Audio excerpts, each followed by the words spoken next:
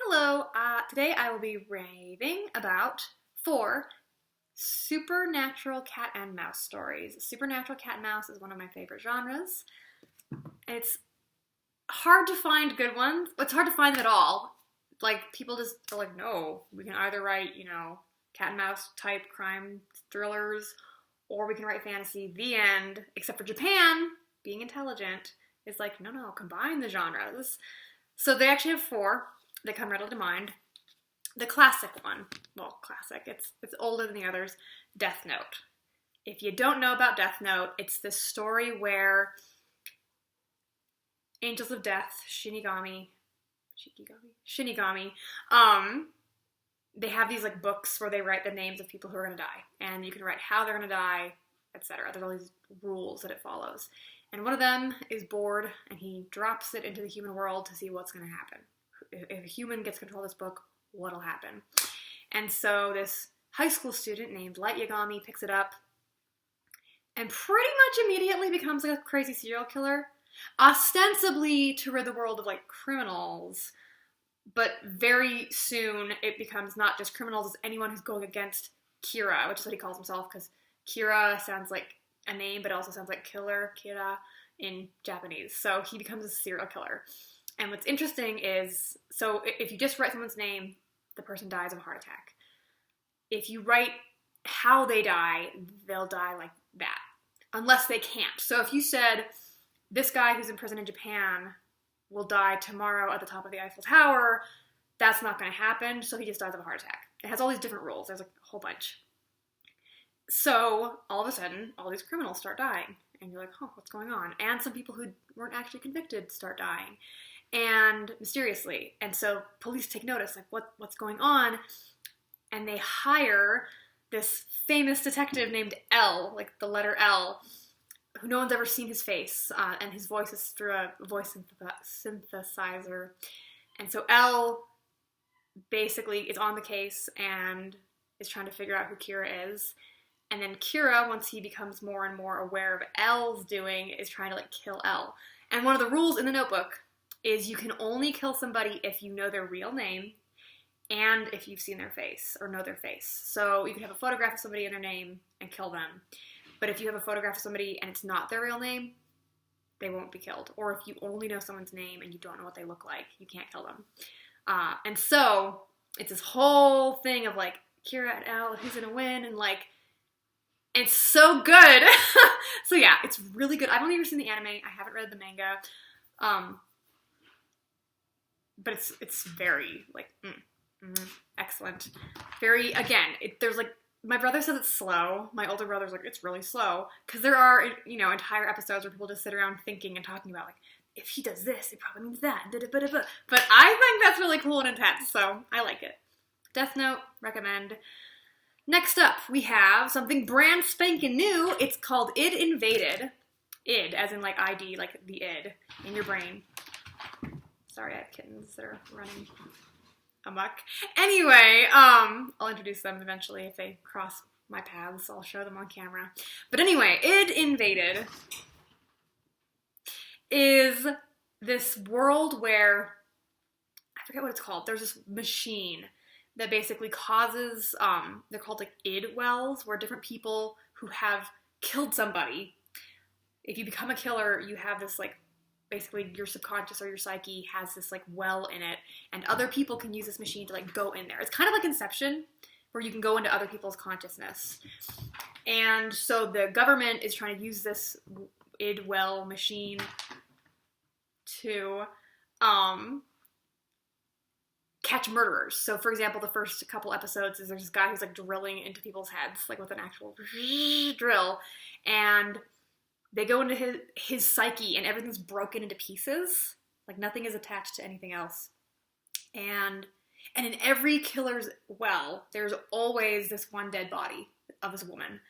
And if you go into the well, you won't remember who you are. You basically remember, like, I'm this, like this person's dead, I have to find her killer, and I'm this great detective. And like that's basically what the machine like tells you to think. And so you're gonna try to find the killer in their psyche, which helps you figure out like why they did it. It's really weird, but I really liked it. It's a nice short little show, and it was only I think it was only, here's a cat.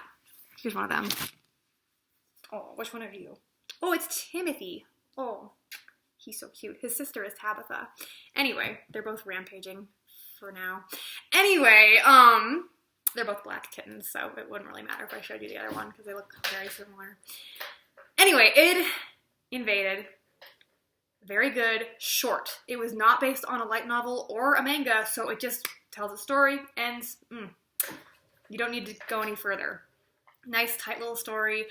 The villain, it was really obvious who it was, but whatever, it didn't even matter because the world building and the like whole concept was so cool. It was cool enough that I was like, doesn't even matter. Oh, and to enter the Idwells, you also have to be a killer. Which is also really interesting. Anyway, it invaded. 10 out of 10. 10 out of 10. Okay. Next up is a story that just ended in manga format in Japan. I don't know if it's still, if the manga has caught up in America, but it's called Promised Neverland. The anime of it came out last year, and it is so good. Like, holy moly. This one's a little different. So the other 3 that I talked about or will talk about are actual about crime. You know, actual killer, criminal, catching the killer, not getting killed, that kind of a thing. Promised Neverland is not about crime. And I'm not going to tell you too much about what it is, because when you see the first episode, there's a huge twist in the first episode, and from there, once you have that twist there, you don't need any more twists. You're just like, yeah. So the premise is, there is this little orphanage where all these little kids, very simple, I think there's, I don't know, like 20 or 26 of them or so, and they have their mom, who's like, you know, the lady with an apron, and she takes care of them, and they have the little orphanage, and this lawn, and a forest, and they're not supposed to go too far into the forest. There's a fence in the forest, and they're not supposed to go past it, and one day, and then at the other end of the place, there's like a gate that leads out into the normal world, and kids grow up in the orphanage, they take tests, but most of the time they can just like run around and play, and they love their mom, and there's 3 main characters, Emma, and 2 boys whose names, Norman, and some other child. But anyway, and they all have really different personalities, but anyway, the one time I think they go past the gate, and there's this like weird wall around the entire like orphanage. And some little kids are adopted like really early when they're little, and some kids are adopted like when they're 12, and everybody gets adopted by the time they're 12. Nobody is there past 12, which is like Promised Neverland. Like you don't grow up, because obviously something like really nefarious is going on. Like no one from the outside world who gets adopted ever writes back. And they're like, oh, well, it's like so fun out there. Of course, you just forget to like write back to your family. And then in the first episode, there's this little girl who's like, she's kind of slow. She's really cute. She's probably like 6 or so. And she gets adopted, and she's all happy to go. But she goes with the mom to the gate, and then they leave. She accidentally leaves her little stuffed rabbit. And so Norman and Emma and other child, whose name I don't know, they go to like bring it back to her. Or no, only Norman and Emma go to bring it back to her. And then like, they're in the hallway where the gate leads into, and it's like this really intense scene. And then, like, when my adult brother, okay, like I don't know, how old is he, 22? And I'm like 31. We were watching it on the couch, like horrified watching this. And that's in the first episode. This thing happens. It's like this nice slow build up, and you're like, yikes, these are the stakes. Like, this is whatever you think is happening is not what is actually happening. From the original premise. And the rest of the entire show is basically the Emma and Norman and eventually that other kid like trying to figure out how to escape from this circumstance. And the manga keeps going, and it's, I can't tell you what happens in it. I can't even tell you what happens in the first season. But anyway, the manga keeps going, and it's like, yee. So it's constant, like, these children, like literal children, are up against these insane odds. And there's, like, people who, like are working against them and this and that, and it's very cat and mouse, and what you can let people know, what you can't let people know. It's really, really good. Highly recommended. I can't tell you much about it because that would spoil the surprise, but like Promise Neverland, 10 out of 10 show. And the manga ended. I read the last 2 chapters on the internet, like literally sobbing. I was just like, yeah, it's really good. It's heartfelt, sad, dramatic, violent, like trigger warnings. Like, I hope you're okay with children dying because, yeah. Anyway, it's a really good show. So finally, that's a great endorsement. Like, hope you're okay with children dying. Anyway, Supernatural, cat and mouse. Finally, we have Erased, which is one of the world's 4 perfect stories. There are only 4 perfect stories in existence, and Erased, which I happen to have here, volume 1, there's 4 volumes, is one of them. It is a perfect story. There are no flaws. There's nothing you could do to make it better. It's perfect. Someday I'll talk about the other 3 perfect stories, but this is beautiful. So, the premise, cat and mouse. This one, we're back to crime. So again, crime, something happening at the orphanage, crime. So Erased, the premise is there's this guy who's like in his 20s, kind of a deadbeat job at a pizza joint. He wants to be a manga artist, but his stories have no like heart. And so he also has this thing. He calls it, what does he call it? I don't know. I'm going to call it Reset. I don't know what it's actually called. But basically, it's like deja vu where he can change things. So in the opening like thing, he's driving his little pizza truck and he's driving down a street and he sees a kid crossing and he sees a truck driving and somebody like, he sees a coworker on the other street. And then it cuts back a few minutes and he goes back on the exact same street and he sees a little kid crossing and a truck driving and his coworker on the other street and he's like, something's wrong, because his entire like adult life this has been happening to him where something will be off and it'll push him a few minutes back in time and sometimes he can change it and sometimes he can't. So he looks around like crazy, like what's going on, like there's something off, something's wrong, and he looks and he realizes the truck that he is passing, the driver has like fallen asleep. He actually had a heart attack and is dead. And so he's like banging on the window. He doesn't know he's dead. He's like banging on the window like, hey, wake up, wake up. And he sees like, you know, there's like a little kid about to cross. So he reaches through the window and swerves on the wheel and crashes and he gets like super injured. And he says like in the narration, like whenever I try to change things, I always end up getting hurt. Like, yeah. And then his cute coworker who's like, she's like probably like a senior in high school. And it's very obvious that she probably has a crush on him. And he's just like, whatever, kid. She visits him and you learn like why she's working at the pizza place, why he's just there because he has to make money. And so now he's injured. His mom comes. His mom is from Hokkaido, which is the really cold region, like up north. And I'm just gonna tell you the first episode, because you can just watch the whole thing. It's so good.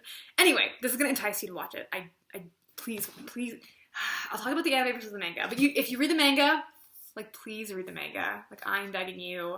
It's so good. This is one where I saw the first 4 episodes of the anime, and that was all that were out at the time. And I was like, well, time to read the entire manga series in one night. Like, it's that good. It's so excellent. Excellent. Okay, so his mom comes from Hokkaido because he's all bashed up, and she's like, I'm gonna, like, stay with you for a few days while you're, like, getting better. And he's like, okay, whatever, mom. And then I think they see a news story when they're watching it about some kid who got kidnapped, but then like they found her and she was okay, like nothing happened. And the mom's like, oh my gosh, that reminds me of like your 5th grade year. And he's like, what are you talking about? She's like, well, we didn't really want to talk about it, you know, with you kids. We just wanted everyone to get over it. And like, do you really not remember it all? And he's like, I don't remember it all. And it turns out that when he was in 5th grade, there was 3 little kids who got like kidnapped from their town and murdered. And it's interesting because in the anime, it's like more emphasis is placed on the little girl who got kidnapped, who's this little girl who was always, here's another cat, boop, who's a little girl who was always walking alone at night. And so like, and he saw her and like was gonna maybe like walk home with her, but he just didn't. And so he kind of was like, whoops, I don't know what's happening. Oh, anyway, But in the manga, it's his little friend who's a boy, but it kind of looks like a girl. And so people figure, like, the murderer kidnaps girls, but he thought that boy was a girl. And so his actual, like, one of his group of 5 friends was kidnapped. And that's why the parents were like, we're just not going to talk about this. This is too sad. We're just not going to, like, yeah, dead. And so he's basically, like, blocked it out mentally. But then, him and his mom, it's the next day, and they're shopping for curry ingredients, and they're walking out of the supermarket, and, like, the little kids, like, are buying balloons, and they float away, oh no, and a car drives up, and then somebody, like, drops something. And then it goes back, and the balloons float away, and somebody drives up, and somebody drops something, and he's like, oh my gosh, like, it's happening, like, something's off. And he's looking, he's like, he can't see anything. And he's like, Mom, like, do you notice anything that's off right now? And she looks, and she sees this little girl walking with an older man in a hat and sunglasses. And they walk to this van, and she, like, makes eye contact with the guy in the hat. And then he gets into the van and, like, drives away and leaves the little girl there. And she's like, I think I, like, almost witnessed an abduction. Like, holy cow. And so she is walking, and so she starts to think about, like, oh, and we also learned that they caught the guy in the past, but the little kid, the main character, when he was a kid, he, like, didn't believe it was him. He's like, no way, this guy's really nice. He wouldn't do that to kids. And the mom is like, you know, kind of feels bad, like, you know, he doesn't understand. But then she's thinking about it more and more, and she's like, I think I recognize, like, wait a minute. So she starts to think, and so she starts to contact police. Not police. She has a newspaper lead. She used to be a reporter, so she contacts these people. Oh, and she's also from Hokkaido, and so she's, like, from the boonies, basically. Like, Hokkaido was, like, the frontier of Japan back in the day. Like, it was settled super late. It's all with farms and horses, much like our Wild West, only it's way colder. And so she never, like, locks the door or anything, and she, like, is, like, cooking, and she, like, turns around, and somebody, who she thinks is her son at first, is in the apartment and, like, stabs her. And she falls. And then the person leaves and crosses the main character. The main character doesn't see him, like, in his apartment. But then he, like, finds out his mom is dead, and he, like, freaks out. And he's like, Mom, and he, like, touches her, and he has blood on his hands, and he runs out of the apartment. And his neighbor sees him with the blood on his hands and, like, screams. So the cops are after him. And he's like, oh my gosh, like, you don't understand, like, somebody, like, killed my mom. And then he thinks, he's like, I saw that guy walking past. Maybe it's him. But, like, ugh.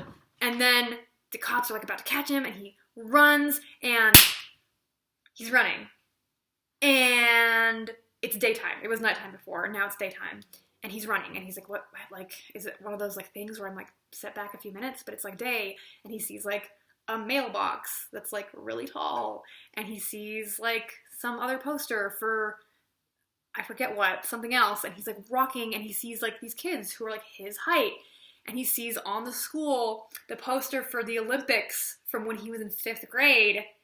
And it turns out that he's been set back in the past. Only now it's like 10, 15 years ago. So he's back in 5th grade when all those kids were dying. And he's like, so that's, like, the first episode.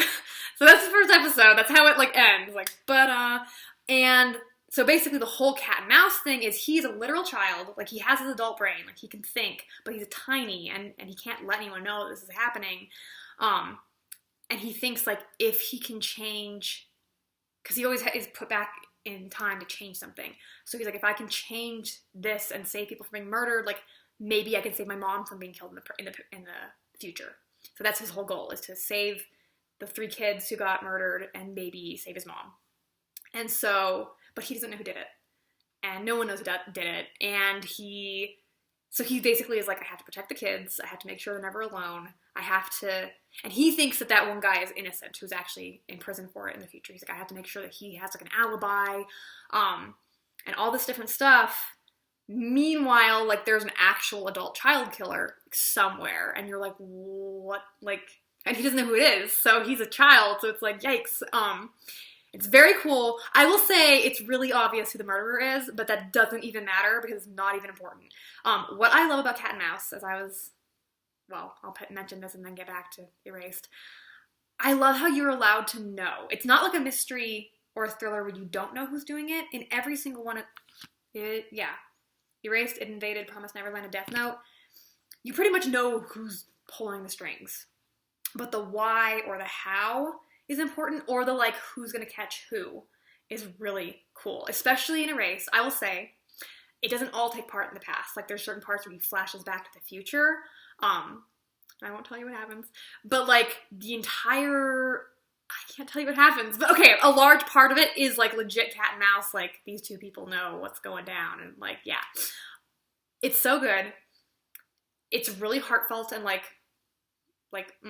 the side characters are great. The mom is amazing. Like in the past, she's alive, obviously. She's such a friggin' boss. Like, if you like female characters, there's 3 amazing ones.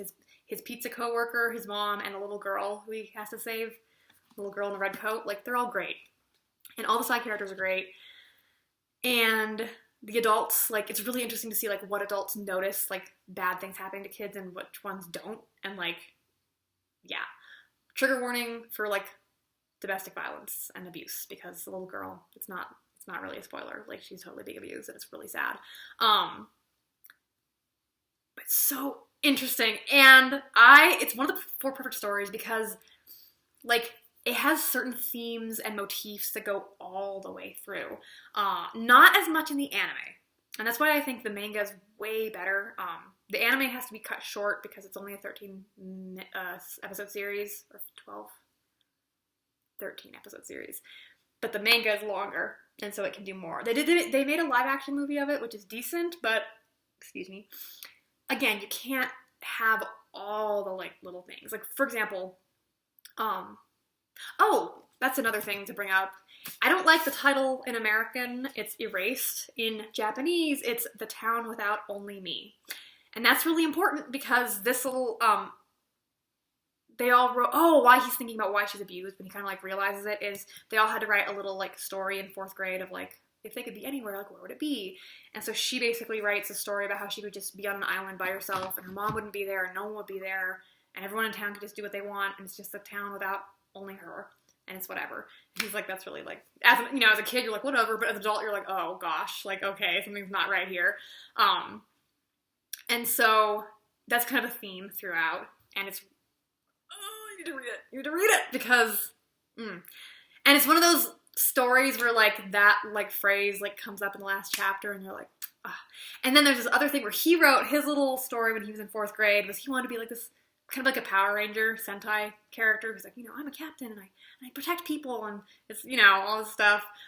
And it's one of those stories where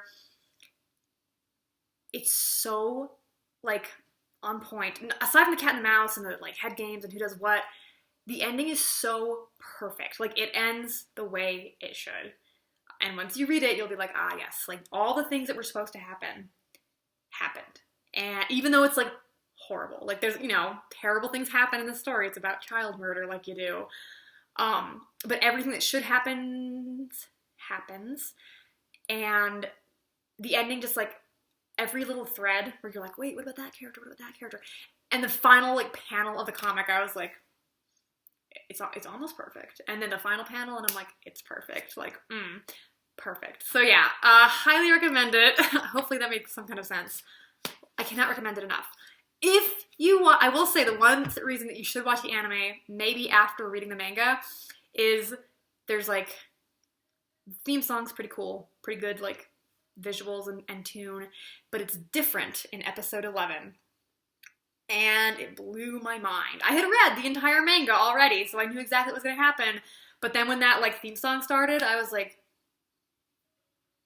it was so good. Like, so yeah, I recommend read the manga and then go back and watch the anime, because that theme song, I was like, that is on point. Like, that is pretty darn. That's how you should do a theme song. Anyway, hopefully that makes some sense. That was a rave. Hooray, hooray. Maybe I'll rant someday, but I like raving. I like being positive. So please check out all those supernatural cat and mouse shows. You will not regret it. Yay. All right, see you next time.